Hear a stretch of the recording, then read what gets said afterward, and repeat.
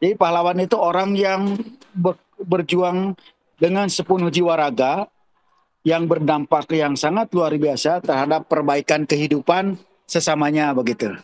Yang sangat berpengaruh terhadap kehidupan saya, yaitu papa saya.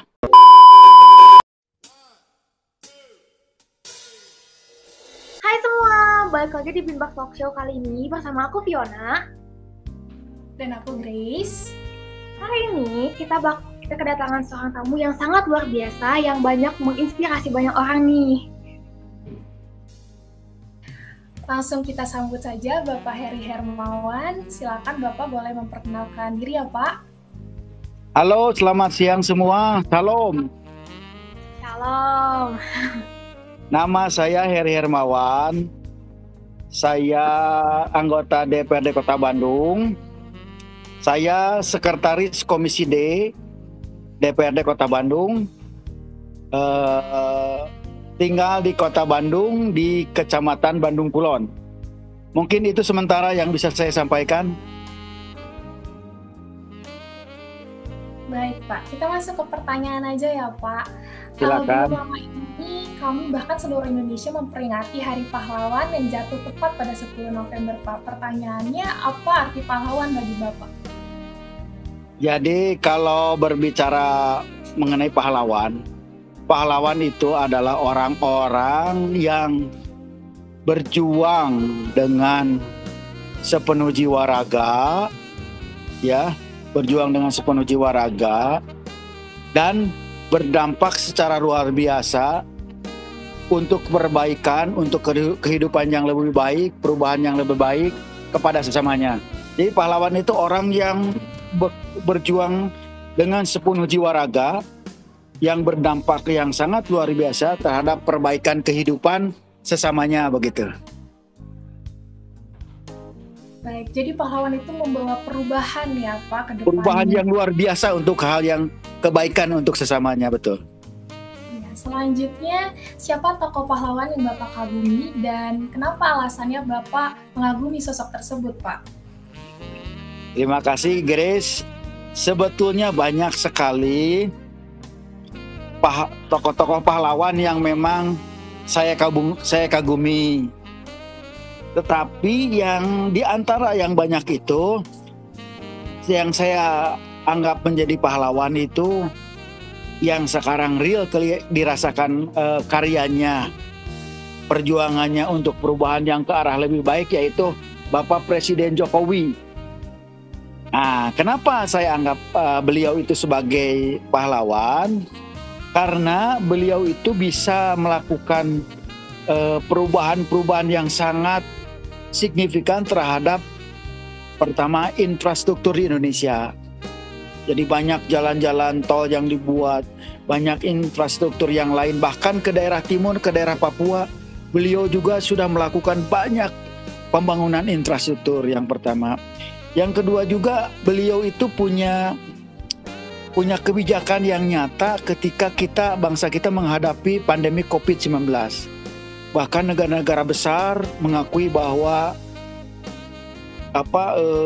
penanganan COVID-19 di Indonesia itu merupakan penanganan yang sangat baik. Banyak negara, bahkan negara besar mengakui.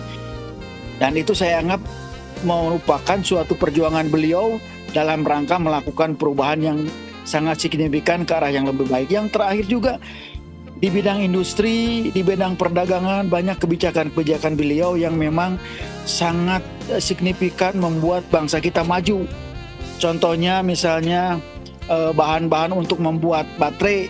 Tadinya kan bahan bakunya yang kita kirim impor, tetapi ekspor. Kita sekarang bikin sendiri supaya suatu saat Indonesia ketika akan dunia itu butuh baterai untuk kendaraan. Nanti kan ke arah kendaraan itu kendaraan ke listrik.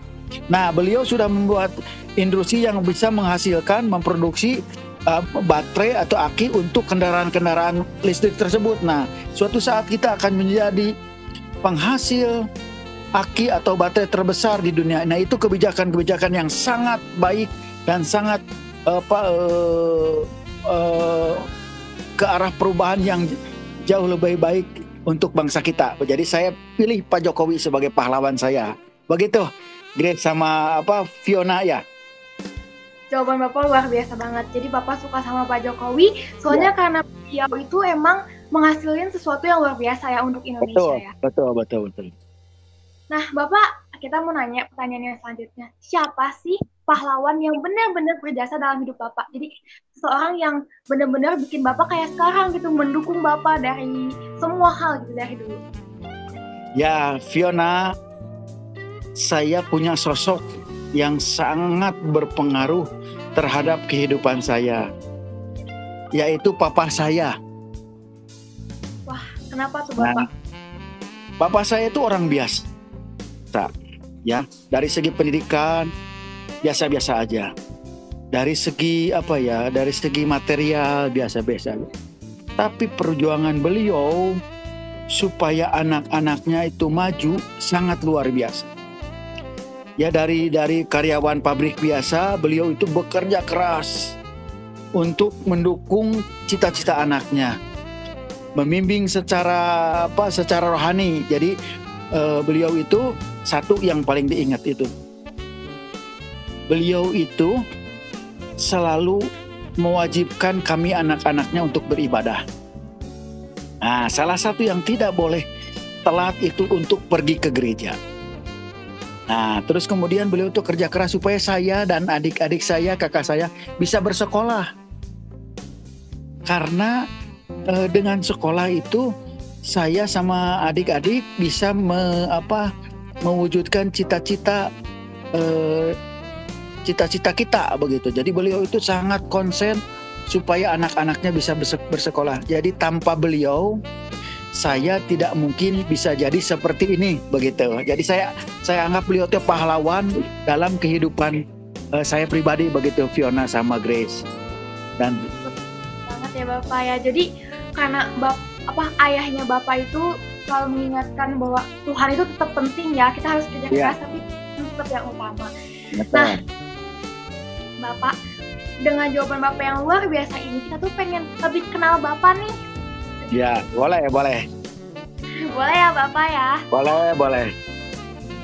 Kalau boleh tahu, kenapa sih Bapak pengen jadi anggota DPR? Emang cita-cita Bapak dari dulu atau Bapak punya cita-cita lain nih? Sebetulnya saya itu punya cita-cita bukan jadi anggota DPR. Dulu ketika sekolah, kemudian kuliah, cita-cita itu ingin menjadi seorang ilmuwan, saintis. Makanya dulu waktu kuliah itu memilih kuliah di jurusan biologi supaya bisa jadi saintis. Tapi kemudian perjalanan kehidupan membawa saya jadi anggota DPRD Kota Bandung begitu. Jadi nggak cita-cita dulunya jadi anggota DPRD, justru jadi ilmuwan tadinya begitu. Luar biasa banget jadi ilmuwan gitu. Sama kayak aku, Bapak dulu cita-citanya jadi dokter, tapi karena masuk IPS jadi nggak bisa jadi dokter. Jadi pengen jadi apa, Fiona? Jadi pengusaha aja deh yang aman. Mantap.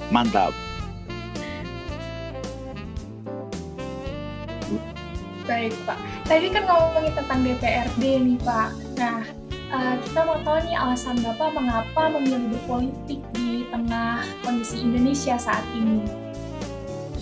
Jadi awalnya memang karena diawali karena senang untuk berorganisasi. Seperti Grace sama Fiona aktif kan di OSIS, itu bagus. Karena diawali dengan senang berorganisasi. Kemudian dari situ juga punya pemahaman bahwa semua aspek kehidupan kita itu tidak terlepas dari kebijakan-kebijakan politik.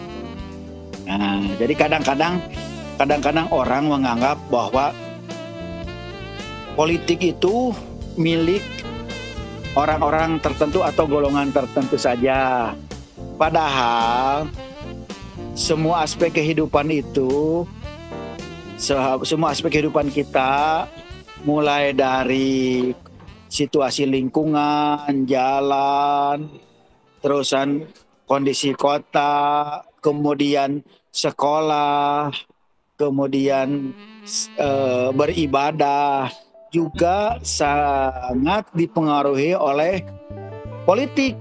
Karena politik itu, salah satu definisi politik menurut Aristoteles, definisi politik itu adalah usaha yang ditempuh warga negara untuk mewujudkan kebaikan bersama. Jadi politik itu jangan dianggap sesuatu yang bagaimana, tetapi politik adalah usaha yang ditempuh warga negara untuk kebaikan bersama. Karena itulah semua kehidupan warga negara kita semua sangat dipengaruhi oleh kebijakan-kebijakan politik. Dan satu lagi yang menarik dari politik itu, salah satu definisinya adalah politik adalah sesuatu tentang proses perumusan dan pelaksanaan kebijakan publik. Kebijakan publik ataupun keputusan-keputusan yang ada di publik di masyarakat itu sangat dipengaruhi atau merupakan bagian dari proses berpolitik begitu. Jadi supaya saya bisa ikut dalam kaitannya menghasilkan kebaikan bersama, merumuskan kebijakan-kebijakan publik yang berdampak terhadap kehidupan masyarakat banyak, maka saya ikut di dalam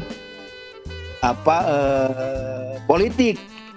Secara praktis, salah satunya menjadi anggota DPRD Kota Bandung begitu. Begitu Grace dan Fiona.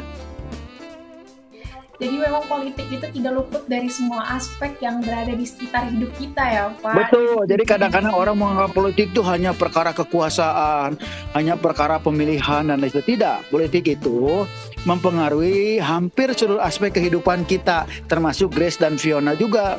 Karena ke sekolah itu salah satu kebijakan politik. Sekolah bisa dibangun, kemudian nanti ada jurusan-jurusan, berbagai jurusan di sekolah ataupun kuliah, itu kebijakan politik, kebijakan publik begitu. Baik, pertanyaan selanjutnya Pak, apa saja tugas dari seseorang anggota DPRD itu Pak? Jadi begini, secara garis besar anggota dewan itu punya 3 tugas, tetapi dilengkapi atau dibingkai dengan tugas yang keempat. Tugas yang pertama dari dewan itu namanya fungsi legislatif. Fungsi legislasi itu fungsi untuk membuat perundang-undangan, membuat peraturan. Jadi kalau di Kota Bandung misalnya pembuatan peraturan daerah. Jadi tugas pertama tuh tugas legislasi, membuat peraturan daerah. Itu ya yang pertama. Yang kedua, tugasnya itu monitoring atau pengawasan, mengawasi eksekutif, mengawasi pemerintahan kota, mulai dari kelurahan, kecamatan sampai tingkat kota itu kinerjanya, program kegiatannya, dewan itu ikut mempunyai tugas mengawasi. Yang ketiga, tugasnya budgeting, membuat anggaran terhadap program kegiatan, kegiatan dari pemerintah kota. Misalnya, tahun 2022 itu anggarannya seperti apa? Nah, eksekutif atau pemerintah kota mengusulkan ke dewan, dibahas dengan dewan, kemudian hasil pembahasan pemerintah kota dengan dewan itu disahkan menjadi anggaran pendapatan dan belanja daerah. Jadi itu fungsi budgeting atau anggaran. Jadi tadi diulangi, pertama fungsi legislasi, fungsi pengawasan, fungsi anggaran. Dan yang terakhir ada fungsi representatif. Representatif itu fungsi keterwakilan. Jadi anggota dewan itu mewakili masyarakat di daerah pemilihannya. Seperti saya, Kota Bandung dibagi menjadi 6 daerah pemilihan. Saya ada di daerah pemilihan 6. Nah, saya mewakili seluruh masyarakat di daerah pemilihan 6. Daerah pemilihan 6 itu Kecamatan Bandung Kulon, Kecamatan Asana Anyar, Kecamatan Bojong Loa Kaler, Kecamatan Bojong Loa Kidul. Ya, untuk menampung aspirasinya dan menjembatani menjadi kebijakan di tingkat kota. Ya, begitu. Jadi ada 4 fungsi legislatif, fungsi pengawasan, fungsi budgeting, dan fungsi representatif. Mungkin itu yang bisa disampaikan berkaitan dengan tugas dari seorang dewan dalam hal ini DPRD Kota Bandung. Wah, luar biasa ya. Dari yang saya tangkap ternyata tugas dari Dewan Pers tuh banyak dan penting ya. Yang belum kita tahu nih Bapak. Aku aja baru tahu ada tugas representatif ya. Itu sangat penting sih menurut aku karena menjembatani ya. Ya, betul. Yang aku pengen tanya selanjutnya Bapak. Apa sih yang Bapak rasakan selama menjadi anggota DPR gitu? Peran Bapak tuh di anggota DPR, apa yang Bapak rasakan? Seneng kah? Bahagia kah? Atau gimana Bapak? Yang pertama, walaupun capek kalau memang mau bekerja, tetapi seneng banget karena bisa memperjuangkan kepentingan masyarakat. Jadi dari masyarakat kepentingan yang seperti apa diperjuangkan menjadi kebijakan yang dibuat oleh pemerintah kota. Jadi dengan demikian, dengan adanya saya di Dewan Kota, maka saya bisa memperjuangkan nasib kehidupan masyarakat yang menjadi yang diwakili oleh saya, sehingga dengan demikian hidup saya bisa bermanfaat untuk masyarakat banyak. Begitu Fiona sama Grace. Jadi Bapak merasa jadi anggota DPR itu sangat luar biasa ya Bapak ya? Ya. Membantu banyak orang. Nah, aku mau nanya sedikit lagi deh. Suka dukanya apa sih Bapak jadi anggota DPR? Sebetulnya banyaknya sukanya sih sebetulnya. Tetapi kalau dikatakan ada dukanya mungkin hanya sedikit saja. Dukanya mungkin karena sering keluar kota. Jadi keluar kota tuh. Ya, sering meninggalkan keluarga untuk melakukan konsultasi dan kunjungan kerja. Konsultasi itu berkaitan dengan tugas-tugas di dewan begitu. Makanya harus melakukan konsultasi juga untuk melakukan studi banding dengan kunjungan kerja supaya misalnya kita bisa melihat dari daerah-daerah yang lebih maju ataupun sudah melakukan hal-hal yang baik untuk masyarakatnya, kita berkunjung supaya belajar dan diterapkan di Kota Bandung, baik menjadi suatu peraturan atau menjadi suatu kebijakan untuk Kota Bandung. Mungkin itu, tapi sebetulnya banyak sukanya karena ketemu dengan berbagai macam orang, sehingga dengan demikian makin luas wawasan, makin luas pengetahuan, makin care dan peka juga terhadap kehidupan masyarakat banyak. Begitu Fiona dan Grace, jadi banyak sukanya lah. Jadi seorang anggota DPRD itu berhubungan terus ya Pak dengan rakyat, jadi ya, betul. Rakyat. Baik Pak. Nah tadi berbicara tentang suka duka, selanjutnya ada nggak sih Pak pengalaman yang tidak terlupakan atau mengesankan gitu buat Bapak sendiri selama menjadi anggota DPRD ini? Oh iya, Grace dan juga rekan-rekan yang lain, adik-adik yang lain. Sebenarnya banyak yang berkesan ketika bertugas di DPRD Kota. Tetapi ada satu hal yang sangat berkesan berkaitan dengan anak-anak begini. Jadi ternyata di Kota Bandung banyak juga anak-anak yang karena sesuatu hal, terutama karena ekonomi, banyak anak-anak yang tidak bisa melanjutkan sekolah. Jadi putus sekolah. Nah, anggota dewan punya kebijakan supaya mereka itu yang anak-anak yang disebutnya RMP, rawan melanjutkan pendidikan, bisa dibantu dengan kebijakan yang diusulkan oleh dewan, sehingga yang tadinya anak-anak itu tidak bisa bersekolah karena didorong, dibimbing oleh saya, maka mereka bisa melanjutkan sekolahnya. Itu yang bahagia banget karena dengan bersekolah masa depan mereka tuh akan jauh lebih baik daripada mereka putus sekolah karena masalah ekonomi dan lain sebagainya. Jadi menciptakan generasi yang jauh lebih baik kalau dengan mereka bisa bersekolah dibandingkan dengan mereka tidak bisa bersekolah. Jadi seolah-olah masa depan mereka itu akan akan banyak kesulitan kalau mereka tidak dibekali dengan pendidikan yang cukup. Jadi dengan saya bisa membimbing, menolong, mengarahkan mereka tetap bersekolah, itu suatu kesan yang sangat mendalam, karena akan membuat masa depan anak-anak itu menjadi jauh lebih baik dibandingkan mereka tidak bersekolah. Begitu Grace dan Fiona sama yang lainnya. Luar biasa lah. Benar-benar mulia banget ya Vi. Sehingga semua masyarakat dapat merasakan pendidikan yang sama, yang rata begitu ya Pak. Betul, setuju. Selanjutnya nih Pak, kalau menurut Rohani kayak apakah ada ayat Alkitab yang selalu diingat atau dijadikan prinsip hidup Bapak selama menjadi anggota DPRD ini Pak? Waduh, banyak nih kayaknya, tapi yang selalu mengingatkan saya ketika saya menjalani kehidupan, ketika saya menjadi anggota dewan ini juga, ada satu ayat yang cukup menarik. Kalau nggak salah ayat itu diambil dari Matius pasal 6. Matius pasal 6 ayat 33. Kurang lebih isinya seperti ini. Carilah dahulu kerajaan Allah dan kebenarannya, maka semuanya itu akan ditambahkan kepadamu. Jadi ayat ini mengingatkan saya, yang terpenting itu saya harus mencari kebenaran yang ada di dalam Tuhan saya. Jadi yang penting saya mencari Tuhan lebih dahulu. Maka yang hal lain-lainnya itu jadi tambahan saja gitu.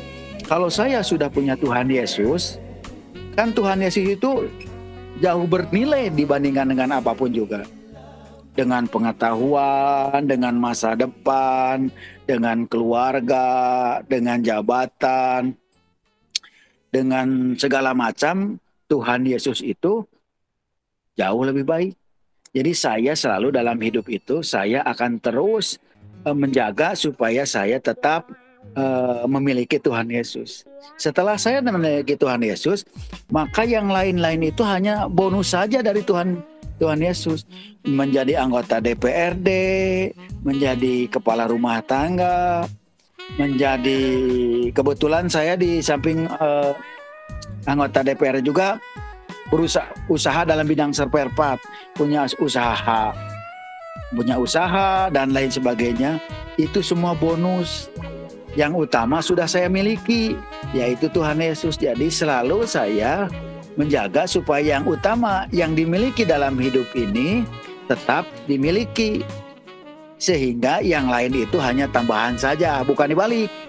Untuk menjadi anggota DPRD atau menjadi pengusaha, saya harus meninggalkan Tuhan Yesus. Saya nggak mau, karena itu semua nilainya jauh di bawah nilai saya punya Tuhan Yesus. Jadi maka ayat itu yang selalu menginspirasi supaya saya tetap carilah dulu kerajaan Allah dan kebenarannya, maka semuanya itu akan ditambahkan kepadamu. Matius 6 ayat 33. Begitu Grace sama Fiona. Luar biasa banget ya. Jadi yang aku tangkap adalah Tuhanlah yang terpenting. Kalau kita udah punya Tuhan, semuanya bakal dikasih gampang sama Tuhan. Betul, sangat setuju, betul.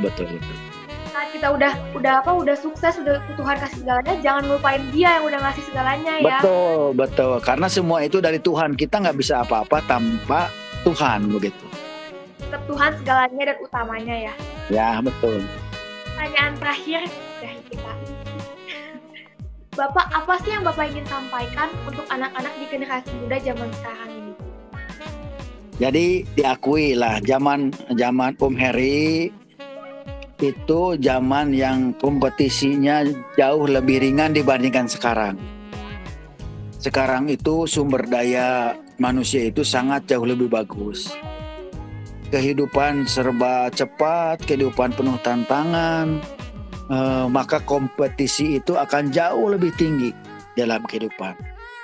Jadi untuk itu Om Heri menyarankan Grace, Fiona, dan yang lain juga harus berani mencanangkan atau menetapkan cita-cita setinggi mungkin.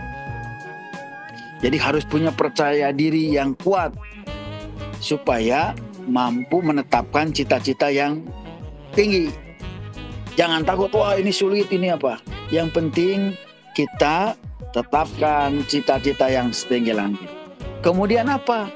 Kemudian kita berdoa. Jadi kalau dengan berdoa kita sadar kita itu tidak bisa apa-apa, tapi karena kita punya Tuhan, kita bisa apa-apa, bisa luar biasa. Nah, kemudian bekerja sekuat tenaga, bekerja dengan sepenuh jiwa raga. Jadi urutannya, tetapkan goalnya yang tinggi, cita-cita yang tinggi, tujuan yang tinggi, doakan, kemudian berjuang dengan bekerja sekuat tenaga. Itu yang ingin disampaikan buat Grace, Fiona, dan juga yang adik-adik yang lainnya atau yang ada di dalam talk show ini. Begitu Fiona dan Grace. Luar biasa banget teman-teman. Sekali lagi ya kata bapaknya, kita mesti tahu goal kita dulu apa. Doa, berserah kepada yang di atas supaya semuanya diberi jalan sama yang di atas. Kedua, kita kerja, karena percuma ya Bapak kalau kita cuma doa setiap hari tapi kita diem aja. Kita harus kerja. Nggak ada action, harus action. Harus action tuh kata bapaknya, harus action teman-teman. Nah, terima kasih Bapak untuk hari ini, luar biasa banget talk show hari ini. Bapak jawabannya luar biasa banget. Aku banyak banget dapat inspirasi dan diterangkan gitu. Luar biasa. Terima kasih. Dan terima kasih untuk teman-teman yang udah nonton talk show hari ini. Ketemu lagi sama kita nanti. Aku Fiona. Dan aku Grace. Dan terima kasih untuk Bapak Heri. Terima kasih buat Grace, Fiona, dan semua adik-adik semua yang hadir di dalam talk show kali ini. Terima kasih Bapak. Sama Bapak ya. Ya. Terima kasih, Tuhan berkati. Selamat siang. Terima kasih semua.